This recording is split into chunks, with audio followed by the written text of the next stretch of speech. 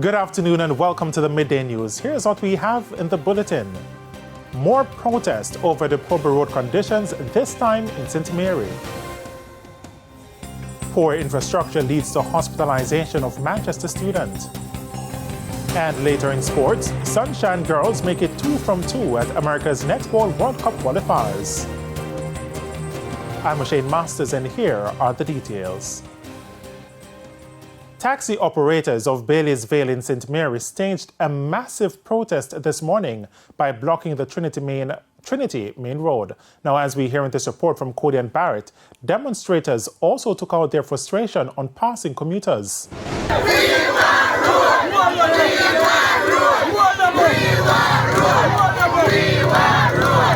A huge blockade in the middle of Trinity Main Road in St. Mary this morning.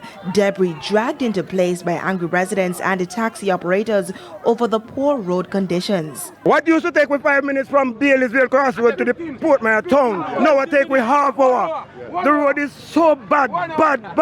Red plate vehicle me drive around a trial, ever see a dent up me running board, run a mash up, a pier gully and trench round the brother. Roll a free go straight up, man, from Bailey's. Need fixing, brother. Nothing running a good, man. Terrible. That bicycle man a drop off round and them the whole we out and stay around the brother. That in dark can't walk on it. Nobody want to go to them place, a dirty place that I we do better, we fix the road for hold for money in our teeth and now they done to the road. But the protest almost got violent when demonstrators decided that they were not allowing anyone who wasn't traversing by foot to pass. After one driver skillfully and swiftly drove over the debris, our news team observed as a group of men refused a bikeman passage. As he tried to move the debris, it created some contention among the protesters who were adamant that today is a no passage day until someone addresses their plight. And when the blockade wasn't high enough, they used barrels. School children were also left stranded on either side and vehicular traffic were forced to turn back. A couple moments into the protest, the police and members of the Jamaica Defense Force arrived and began removing the blockade. But the demonstrators are promising the disruption will continue until they are addressed. And we not move until they come. We have to see them, one of them come. And if they're not giving no justice today, it's a black back tomorrow. And if they're not giving justice tomorrow, it's a black back Thursday. Nothing not change, nothing not real. We want to them. Cody and Barrett, TVJ News. A massive police operation is underway in Westmoreland to regain control of a town. Operation Reset comes just days after the head of the Westmoreland Police Division made the announcement at the Municipal Corporation meeting. More in this report. For years, illegal vendors and hoodlums had taken over the streets of Westmoreland, especially in the parish capital.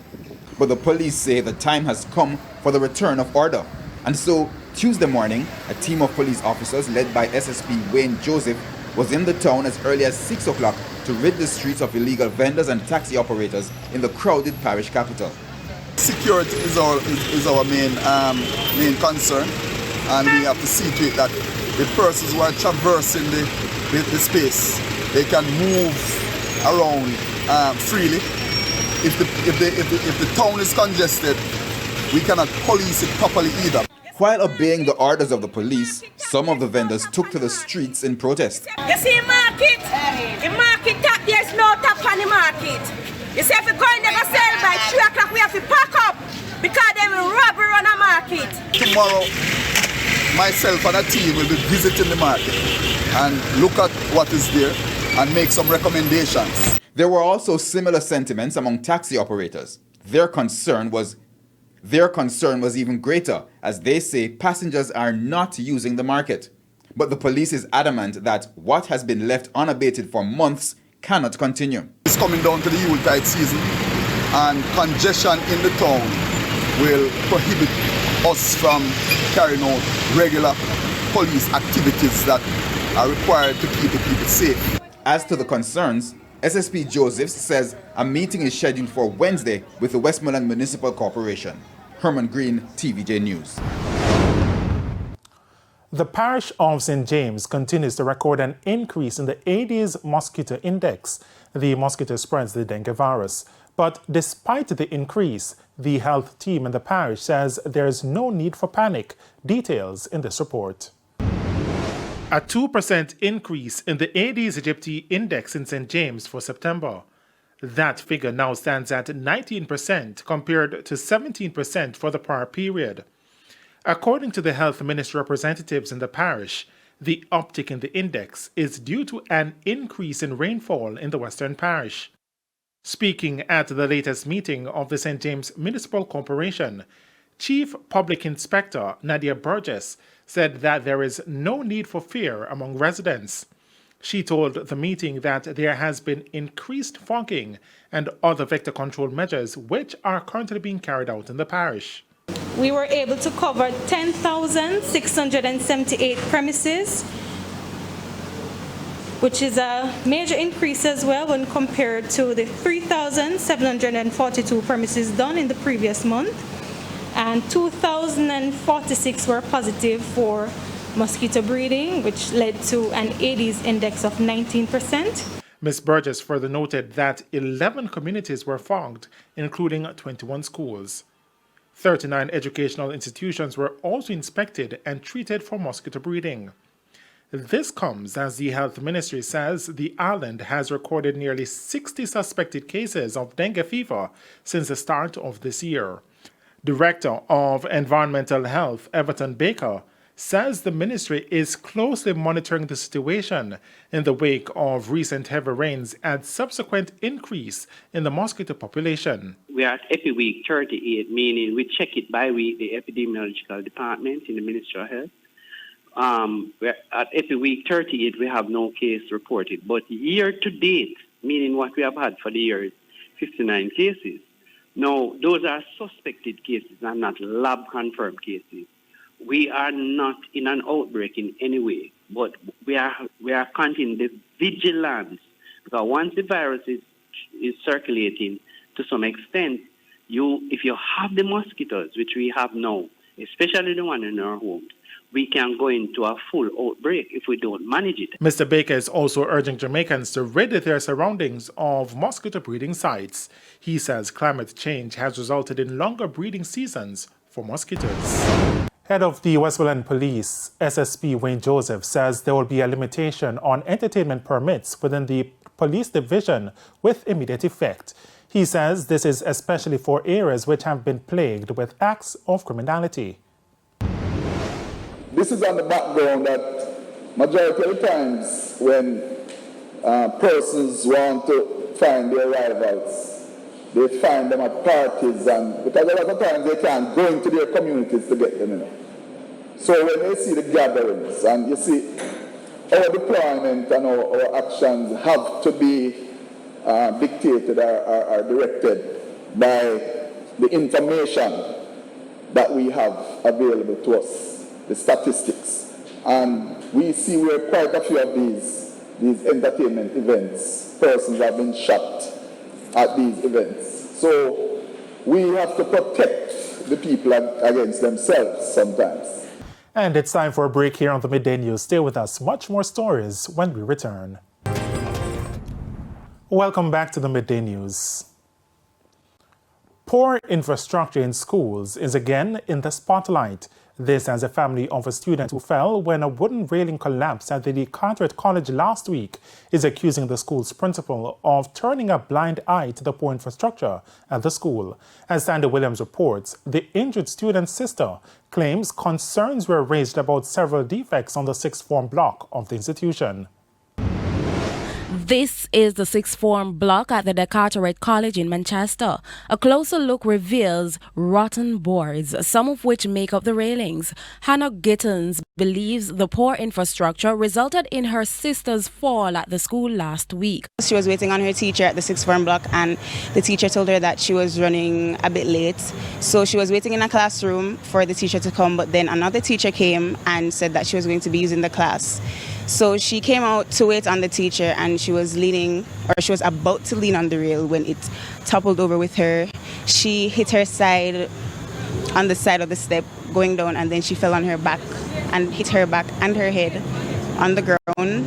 Her sister suffered several injuries and had to be hospitalized. Despite not being able to walk, the sixth former has now been released from hospital and is recuperating at home. But her family is worried that she may suffer long-term injuries she sustained from the fall. It's so traumatic. My sister is in upper six. She's about to venture off into college. She has such a bright future. We don't know how this is going to affect her. Ms. Gittings is also upset with the school administrators. She claims a week before her sister's accident, the students had a meeting with the principal in which concerns were raised about the structural safety. A young man said to her that they didn't feel safe having classes in the sixth form block because the infrastructure on a whole wasn't safe. They didn't feel safe. And she apparently or allegedly asked him if he was an architect. I don't know what that's supposed to mean. But she also allegedly told them that they already made their checks prior to the school opening, or so the block was safe. That's what she told them. And less than a week after this happened, it's why she is accusing the head of the institution of turning a blind eye to the poor infrastructure at the school. It's mind-boggling to know that something like this was reported and there was nothing done about it. There wasn't a warning sign. The area wasn't taped off. Nothing. TVJ News has been trying to get a response from the principal, Prim Lois, since the incident. However, calls to her phone went unanswered. Sandy Williams, TVJ News. Meanwhile, the student who fell from the second floor of a building at the Windward Road Primary School in Kingston last Wednesday has been released from hospital. The grade 4 student fell after he attempted to slide on a railing from the second floor. Now, he was taken to the hospital where he was admitted in stable condition. And we now take a look at the economy. Here's Cordian Barrett with the Business Minute. Margaritaville Turks is seeing a steady return to profitability with its first June to August profit since the onset of the COVID-19 pandemic. The company made $94,000 after tax versus a loss of $282,000 for the corresponding period last year. Margaritaville says the return of cruise and other related tourism activities has pushed the steady recovery. The company's revenues also saw a strong return, earning $1.42 million from tourism activities. In the global economy, China has delayed the release of its latest economic growth figures, which were due to be published as the Communist Party's leadership gathers. President Xi Jinping is expected to be confirmed for a historic third term at this week's party congress in Beijing. The National Bureau of Statistics did not give a reason for the delay. The decision has been described as very rare by experts and is seen by some as a sign of further weakness in the world's second largest economy. That's it for the Business Minute. I'm Cordian Barrett. And it's now time for the top regional and international stories. Here's Sandra Williams. In the region, Britain announced that Guyanese nationals would no longer require visas to travel to the United Kingdom as of November 9. United Kingdom High Commissioner Jane Miller, flanked by President Irfan Ali, made the announcement at a news conference, saying that Guyanese would no longer need visas for visits of up to 6 months. However, those who would like to stay much longer, work or study would need a visa. Miller said that the abolition of the visa requirement is a real sign of the growing UK-Guyana relationship. On the international scene, regional train traffic in France was cut by about half on Tuesday as several unions called a nationwide strike. This is a weeks-long refineries strike that has caused fuel shortages and miles-long lines at gas stations. 1 in 2 trains were cancelled on some suburban rail lines in Paris, and Eurostar cancelled 4 services between the French and British capitals. Workers, who now also include teachers, are asking for higher salaries amid rising living costs. The refinery workers' strike has become one of French President Emmanuel Macron's stiffest challenges since his re-election in May. And those were the top regional and international stories. I'm Sandy Williams. And we head to a quick break. When we come back, Jermaine Brown will have your midday sports report.